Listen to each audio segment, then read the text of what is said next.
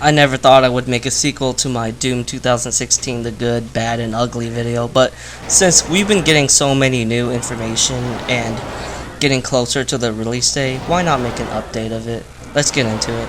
So, the first good thing for sure is we're getting more content for Campaign and Snap Map. I'm so glad it's going to be live streamed, so we get to see more of the quote unquote authentic gameplay preview rather than just clips after clips like in the trailers.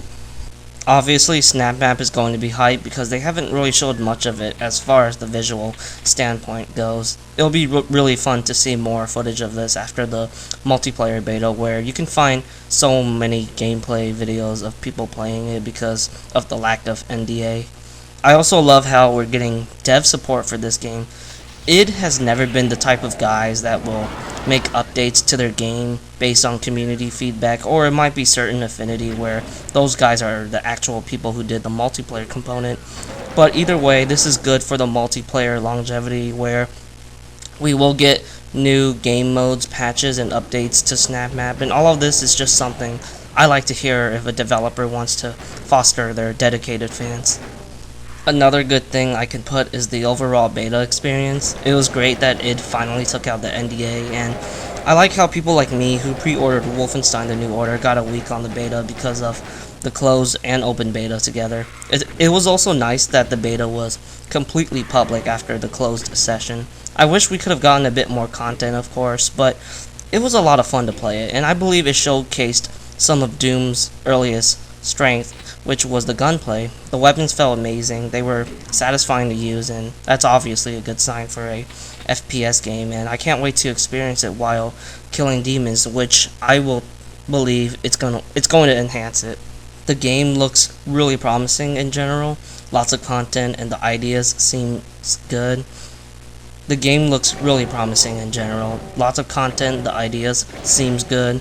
It's just all about the execution at the end of the day. If id manages to do that, I will say this with confidence that this will definitely make up the disappointing Rage they released back in 2011, and I think this game can just be as good as the classics too. I just hope id pulls it off because I really want a good id Software shooter to play, and a good Doom game, of course. After Rage and Doom 3 BFG Edition, I think it's time for me to play, something that's admirable and actually fun to play from my favorite video game developer. That's pretty much all of the good things I can say so far, so let's get into the bad ones.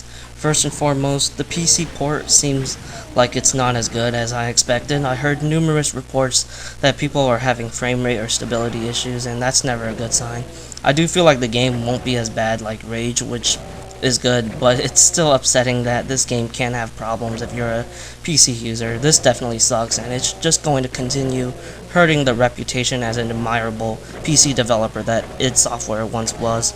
Okay, the Steam reviews. I am aware that a lot of Steam users bashed the game wholeheartedly during the open beta, and I do feel like this can just make the game look bad to people and they won't play it. I bet once the game comes out, the trend is still going to continue happening. And yeah, it's definitely lame that there are people that are just so stuck in the past. If Doom multiplayer was literally Quake 3 Arena with a couple of adjustments, I'd say the game has a higher chance of dying compared to its current design. It isn't the best multiplayer, I'll admit that, but overall it's decent enough to play and enjoy, and arena shooters are a dying breed, and I personally think it's nothing wrong by adding more accessibility to it and basically revive it again to the masses. There's been arena shooters that try to stay true to what it's all about, but then they end up being a ghost town in the long run. Doom cannot repeat that phase again. That's my take on the whole situation. The final bad thing I want to say is the concern for the multiplayer's longevity. I don't know if this game will really keep an audience playing over the years. It sure is fun, but I think it lacks quality to really make it a strong multiplayer component. It's disappointing there's no movement system, there's only one weapon pickup, and it just feels too simple for me as an arena shooter. And like I said about arena shooters, they're a dying breed, and it's common for an arena shooter to have a crowd of people playing, and then it's all gone. It's all gone. Is this game going to be a victim of that? Can the accessibility will keep people playing the game for the upcoming months? We're going to have to find that one out, and I don't want this game to die out because I do think the multiplayer at the end of the day, it deserves to be included in the final version of the game and not be considered as filler content. So the ugly part, and to be honest, I can only think of one ugly part, and that is obviously the DLC. I can't believe we're getting a season pass for $40 for very little content. Maps to me is the only one that really matters for delivering content to your playing experience, but you're only getting 3 maps in the next map pack. So basically, it's just a horrible deal, and it's AAA gaming bull crap at its finest. What else is there to say when I made an entire video about it? That's pretty much it for the video, guys. Thank you for watching, and who knows, I might make a video about the live stream for campaign and snap map in the upcoming days. Keep an eye for it.